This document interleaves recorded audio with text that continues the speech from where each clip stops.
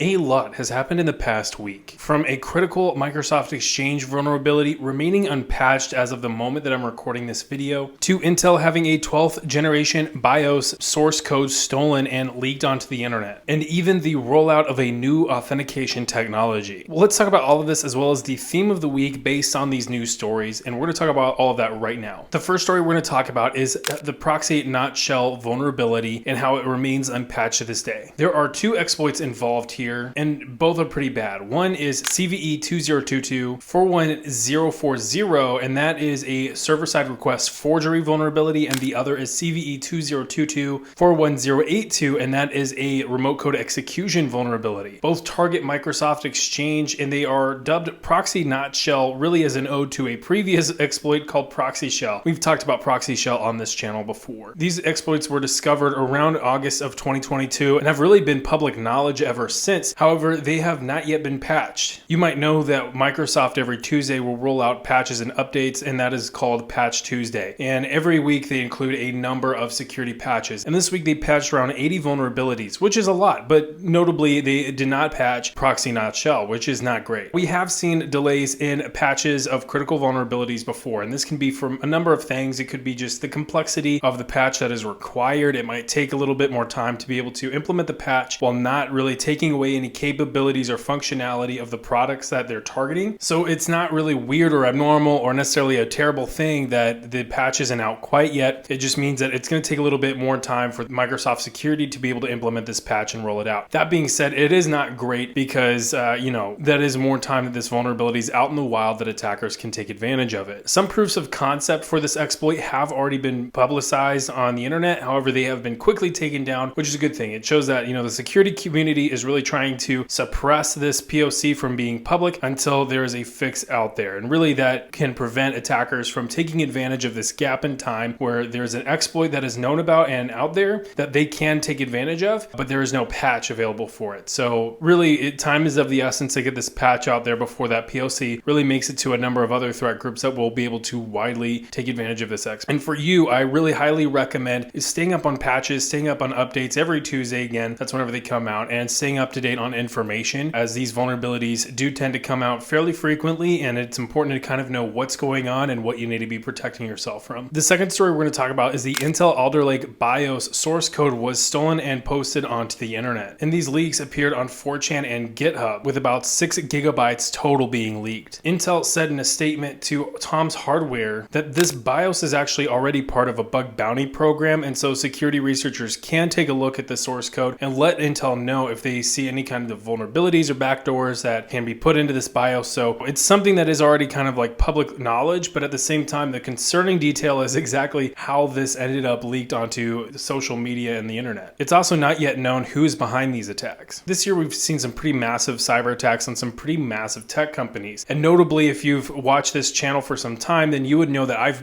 talked a lot on this channel about Lapsus and their reign of terror on some of the larger tech companies this year. I'm not saying that this was Lapsus. In fact, there are some things that do kind of look like Lapsus, but a lot of things that do not look like Lapsus. And so I'm really just not going to make a judgment until Intel makes a judgment if they choose to do so. I do want to say that it is common for Lapsus to leak little bits and pieces of data that they have stolen, really as a negotiation tactic to really prove that they have been able to hack into the company to really negotiate and get some sort of an extortion payment from those companies. That being said, we've also seen historically that Lapsus has a big mouth, and they really tend to brag about their hacks as they're really trying to negotiate an extortion payout. And really right now, at least to my knowledge, I haven't seen any of that kind of chatter recently. Now that might be due to a couple of factors. It could be because some of the Lapsus members have recently been arrested, so they know that they're really walking on thin ice. But at the same time, it could just be a completely different group that's working with completely different tactics. So, again, we're just going to need to wait and see on that. What we should not wait and see on and instead act on is you liking this video because it's helpful and because it's keeping you aware of current events, and really mainly because liking this video will really help this channel grow, and I greatly appreciate it. And also subscribe if you like this threat brief, and comment down below if this has been helpful or interesting to you. This is the first time I'm really making a video like this, so I want to see kind of what your idea on how this video is going, what your thoughts are, and really how I can really refine it to make it better for you moving forward. If I do continue to make videos like this where it's a collection of headlines from the previous week, I'd like to really make it kind of reflective of the identity of this StudioSec community, so definitely let me know down in the comments. The third story we're going to talk about is Google releasing PassKey authentication. And we've already gone into depth on what this technology is, so we're not going to talk too much about it, and we've talked about it in my FIDO authentication video. So if you want to learn more about that, stay until the end of this video and I will link you to that video. There's not much to say about this other than it's cool, and it's great to see that, Google, Microsoft, and Apple, who all teamed up to roll out this technology, are really staying true to the timetable that they announced earlier this year, and they're really being pretty expedient with rolling this technology out. Apple included this technology in iOS 16, and Microsoft has been rolling it out incrementally with their new technology as well. The sooner we can kill passwords, the sooner we can realize that that hasn't actually fixed a lot of security vulnerabilities, and there's just a whole new list of security vulnerabilities to worry about now. And a bonus story we're going to talk about today is Signal is dropping SMS support for Android devices. This change will basically require whoever you are talking to on Signal to have the app installed, which it seems like an interesting choice. I know Dave Kennedy on Twitter said that he disagreed with this decision, and I understand where he's coming from. Certainly a lot of people that will want to make Signal their app of choice for messaging. Enabling SMS has allowed them to keep in contact with people that don't have Signal and also be able to talk to people that do. Having it both directions will really require them to use an app that allows SMS, which would not be Signal, and so it might lead to